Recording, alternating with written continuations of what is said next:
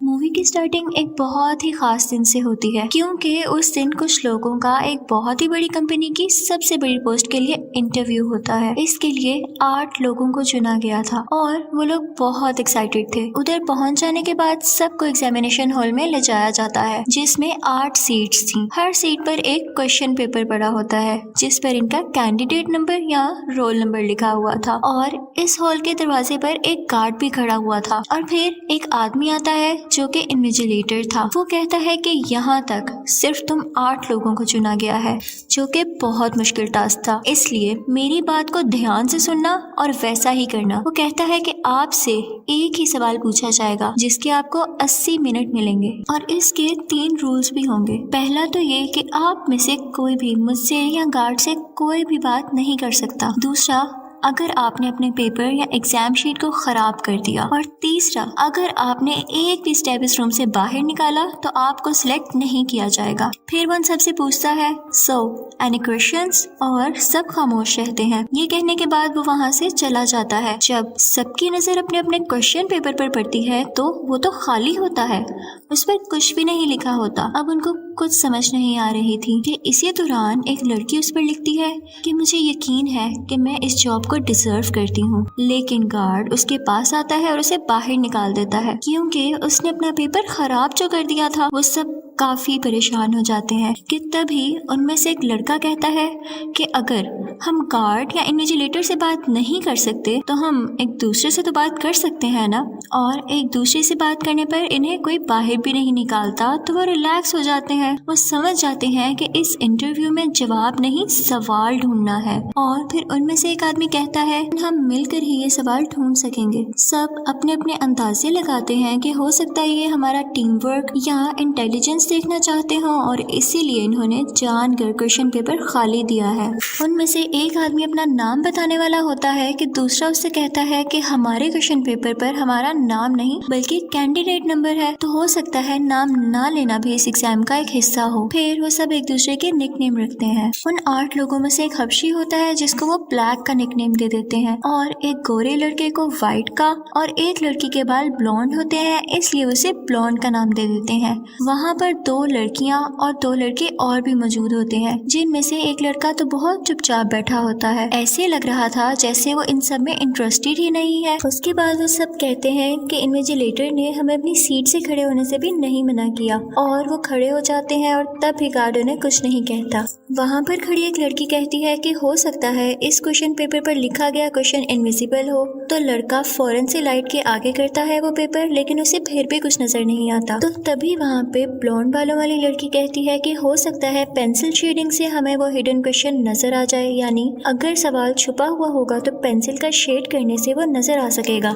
तो व्हाइट उससे कहता है कि तुम क्यों नहीं ट्राई कर लेती। वो भी ट्राई करने ही वाली होती है कि ब्लैक उसे आवाज देता है कि रुक जाओ, तुम्हें क्या याद नहीं कि उसने कहा था अगर तुमने अपना पेपर खराब कर लिया तो तुम्हें निकाल दिया जाएगा। वहाँ पर एक और लड़की कहती है कि क्या पता एक दूसरे के क्वेश्चंस एक दूसरे की शीट्स पर हो और हमें उनका जवाब देना हो। लेकिन तभी ब्लैक कहता है कि ये भी हो सकता है कि हम सबको एक ही क्वेश्चन का आंसर देना हो और वो हम में से किसी एक के क्वेश्चन पेपर पर हो। ये सुनते ही व्हाइट उठता है और सबके क्वेश्चन पेपर्स लेकर लाइट में चेक करने लगता है। लेकिन वो लड़का जो अभी भी चुपचाप बैठा था उसने अभी तक अपना क्वेश्चन पेपर चेक नहीं करवाया था। तो व्हाइट उसके पास भी जाता है और उसका क्वेश्चन पेपर भी चेक करता है, लेकिन उसके क्वेश्चन पेपर भी कुछ नहीं था। वो सब कहते हैं कि कोई तो ऐसा तरीका होगा जिससे हम ये क्वेश्चन ढूंढ सकें। कि तभी ब्लैक कहता है कि हो सकता है ये इस चीज से लिखा गया हो जो आम लाइट में नजर ना आता हो। कि तभी ब्लॉन्ड देखती है कि दीवारों में एक जगह से ब्लू कलर की लाइट नजर आ रही होती है।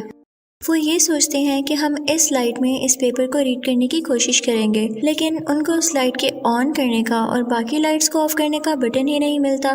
तब ब्लैक कहता है कि ये तो इमरजेंसी लाइट है और इसके लिए जो हमारी पिछली लाइट्स हैं वो ऑफ होंगी तो ये ऑटोमेटिकली ऑन हो जाएगी। तो इसके लिए हमें ये इन तमाम लाइट्स को ब्लास्ट करना पड़ेगा। और फिर वो एक एक करके सब लाइट्स को तोड़ने लगते हैं। लेकिन उनमें से कुछ को एतराज होता है कि नहीं, फर्ज करो कि अगर वो ब्लू लाइट ना चली तो क्या तुम इस चीज का रिस्क लोगे कि ये लाइट्स भी ब्लास्ट करने के बाद तुम अंधेरे में रहो। लेकिन फिर वो लोग वोटिंग करते हैं और 4 लोग कहते हैं कि हाँ, हम रिस्क लेने के लिए तैयार हैं, और फिर वो तमाम लाइट्स डिस्ट्रॉय कर देते हैं। लेकिन लकीली साथ ही वो ब्लू लाइट भी पूरे कमरे में फैल जाती है। अब वो सब एक एक करके अपना क्वेश्चन पेपर उस ब्लू लाइट में रख के देखते हैं, लेकिन उन्हें फिर भी कुछ नजर नहीं आता। सब लोग काफी परेशान हो जाते हैं क्योंकि 20 मिनट्स ऑलरेडी गुजर चुके थे और अब उनके पास सिर्फ 1 घंटा बचा था। वाइट कहता है कि इन्विजिलेटर ने हमें ये कहा था कि हम अपना पेपर खराब नहीं कर सकते, लेकिन किसी दूसरे का खराब करने पे उसने मना नहीं किया था। जिस लड़की को गार्ड ने सबसे पहले रूम से बाहर निकाला था, वो उसका पेपर पकड़ता है और उस पर पेंसिल से शेड करने लगता है, लेकिन इधर भी उसको कुछ नहीं दिखाई देता। इसके बाद वाइट कहता है कि एक पेपर लेके उसके 4 टुकड़े किए जाएं और उस पर पानी डालकर देखा जाए कि कुछ नजर आता है या नहीं। उसके बाद उसे एक कॉर्नर में रखता है और उसके ऊपर टॉयलेट कर देता है। सब उसकी इस हरकत से काफी परेशान होते हैं और उसे बुरा भला कहते हैं, और कोने में बैठा वही आदमी जो अभी तक खामोश था वो रोने लगता है और फ्रेंच में कुछ बोलने लगता है। तो एक लड़की बताती है कि ये कह रहा है इससे तुम्हारी अपनी असलियत जाहिर होती है। उसके बाद उनमें से एक लड़का कहता है कि हो सकता है कि एग्जाम ना हो और कोई गेम हो, और उसे अपने सामने एक बहुत बड़ा ब्लैक ग्लास नजर आता है, यानी काला शीशा। वो कहता है कि हो सकता है इन्विजिलेटर बाकी लोगों के साथ मिलकर हमारा ये तमाशा देखकर हमारा मजाक उड़ा रहा हो।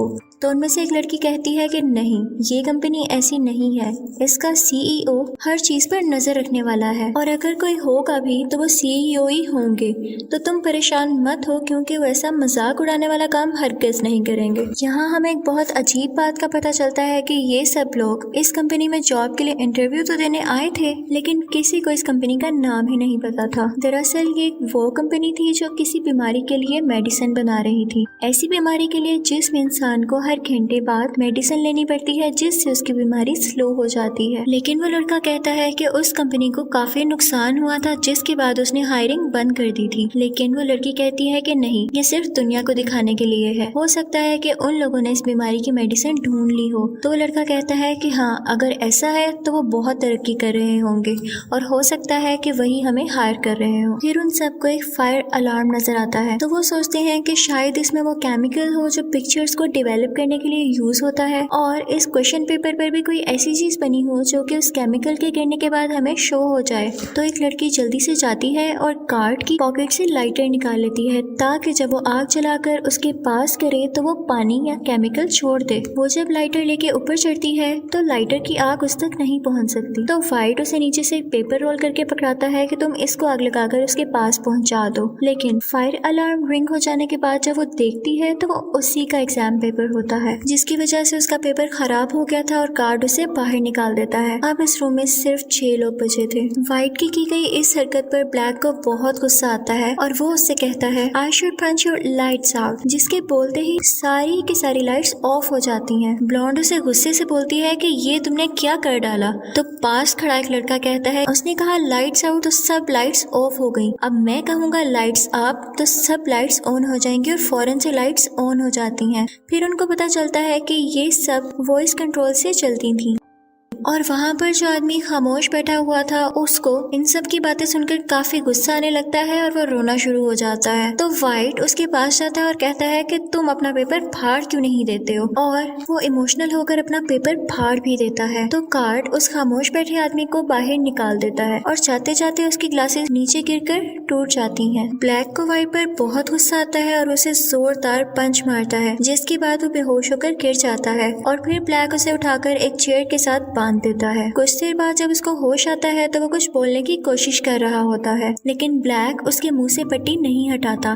तो इसी दौरान एक लड़की उसके मुंह से पट्टी उतार देती है, तो वो कहता है कि मुझे मेरी मेडिसिन दे दो प्लीज। तब हमें यहाँ पर पता चलता है कि वाइट को भी वही बीमारी थी जिसकी मेडिसिन ये कंपनी बना रही थी, और उसे हर घंटे बाद ये मेडिसिन लेनी पड़ती थी। वो कहता है कि मुझे उस क्वेश्चन का पता चल चुका है, मुझे मेडिसिन खिला दो तो मैं तुम लोगों को भी बता दूंगा। लेकिन जब उसकी पॉकेट्स चेक की जाती हैं तो कुछ भी नहीं नहीं मिलता और इसी दौरान वो दोबारा से बेहोश हो जाता है। उसी वक्त वहाँ पर एक लड़के को उस लड़की पर शक होने लगता है जिसने वाइट की पट्टी खोली थी कि ये इसी कंपनी में काम करती है। वो उससे कहता है कि मैं जान चुका हूँ, तुम हम पर नजर रखने के लिए यहाँ पर हो और हमारी अटेंशन डाइवर्ट करने के लिए, ताकि हमारा ध्यान कहीं और लगा सको। मुझे बताओ कि क्वेश्चन क्या है। वो कहती है कि नहीं, मैं यहाँ सिर्फ HR हूँ और मैंने आज तक इस कंपनी के CEO को नहीं देखा और यकीन करो मैं ये भी नहीं जानती कि क्वेश्चन क्या है। इसी के साथ हम देखते हैं कि वाइट की बॉडी कांपने लगती है तो ब्लॉन्ड सबसे कहती है कि ये एक्टिंग कर रहा है। तो ब्लैक उससे कहता है कि नहीं, ये एक्टिंग नहीं कर रहा, इसको वही बीमारी है जो कि मेरी बीवी को भी थी। तो ब्लॉन्ड कहती है इसका मतलब वाकई इसके पास वो मेडिसिन थी और अब इसके पास नहीं है, तो इसका यही मतलब हो सकता है कि वो हम में से किसी के पास है और हमें एक दूसरे को चेक करना चाहिए। यहाँ पर इन लोगों के पास सिर्फ 15 मिनट रह गए थे।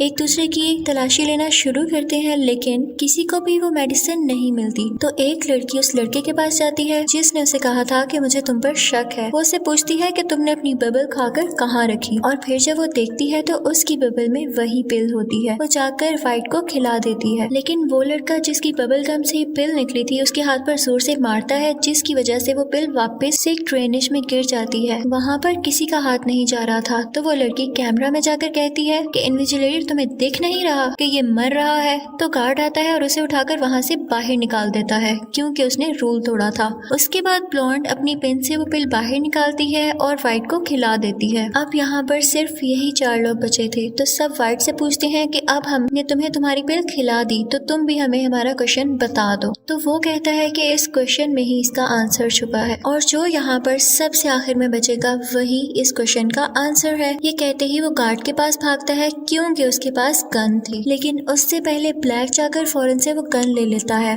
और वाइट पर गन पॉइंट कर देता है। वाइट उससे कहता है कि अच्छा तुम मुझ पे गन चलाना चाहते हो तो चलो चलाओ। ब्लैक जैसे ही उस पर शूट करता है तो गन नहीं चलती।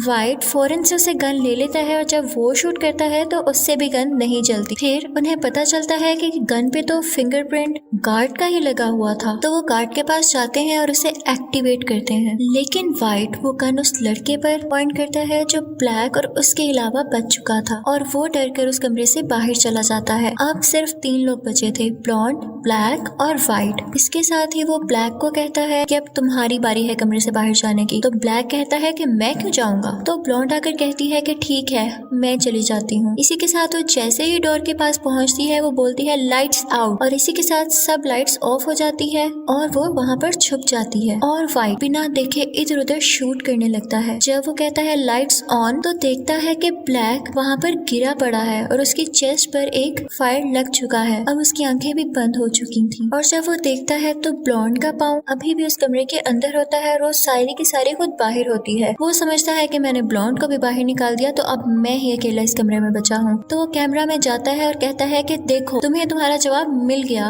मैं इस कमरे में अब बचा हूँ और मैं ये जॉब जीत गया। तभी गार्ड उसके पास आता है और अपनी घड़ी में उतना टाइम दिखाता है। वो कहता है कि देखो अभी भी कुछ सेकंड्स बचे हुए हैं। वो इसलिए क्योंकि उस कमरे में यानी उस एग्जामिनेशन हॉल में वो खामोश आदमी जब बैठा हुआ था तो उस दौरान उसने घड़ी का टाइम जाकर कुछ सेकंड्स आगे कर दिया था और वाइट को लगा कि शायद टाइम खत्म हो चुका है और उसने गार्ड से बात कर ली, जिसके बाद गार्ड उसे निकाल देता है और वहाँ पर सिर्फ ब्लॉन्ड बचती है। उस चुपचाप बैठे हुए आदमी को जब बाहर निकाला गया था तो जो ग्लासेस उसके नीचे गिर गए थे, ब्लॉन्ड जाती है और उन ग्लासेस को उठाकर अपना क्वेश्चन पेपर देखने लगती है। तो उसे क्वेश्चन नंबर 1 लिखा हुआ नजर आता है लेकिन उसके साथ और कुछ नहीं लिखा होता। इसी के साथ जब एग्जैक्ट टाइम पूरा हो जाता है तो इन्विजिलेटर और वो आदमी वहाँ पर आते हैं जो खामोश बैठा हुआ था। ब्लॉन्ड को समझ आ जाता है कि यही इस कंपनी का CEO था और हमारे साथ यहाँ बैठकर हमें चेक कर रहा था। ब्लॉन्ड उनके पास जाती है और उनसे कहती है कि नो। तो सब बहुत खुश होते हैं कि इसने ठीक जवाब दिया। असल में क्वेश्चन वो था जब स्टार्टिंग में इन्विजिलेटर ने इनसे पूछा था कि do you have any questions, तो इस पर ब्लॉन्ड ने नो कहा था, लेकिन उसके बाद वो उनसे कहती है कि सॉरी मैं आपकी इस जॉब को एक्सेप्ट नहीं कर सकती। रीजन पूछने पर वो बताती है कि मैं ऐसी कंपनी में काम नहीं करना चाहती आती जो दूसरों की जान लेती है। तो इन्विजिलेटर ब्लैक के पास जाता है और ब्लॉन्ड से कहता है कि देखो ये अभी तक जिंदा है। दरअसल ये गोली किसी को मारने के लिए हरगिज़ नहीं बनाई गई। इसके अंदर एक ऐसा कैप्सूल है जो बॉडी में जाते ही जख्म को फौरन से हील कर देता है। ना सिर्फ ये उस बीमारी को ठीक करेगा बल्कि इसके साथ साथ जिस्म में मौजूद बहुत सारी बीमारियों को ठीक कर देगा, जिसको बनाने में पूरी दुनिया लगी हुई है। ये हम बना चुके हैं और इसके लिए तुम्हें हायर कर रहे हैं। जिसको सुनकर ब्लॉन्ड काफी खुश हो जाती है और इस चीज को एक्सेप्ट कर लेती है और इसी के साथ ही मूवी खत्म हो जाती है। Thank you so much for watching.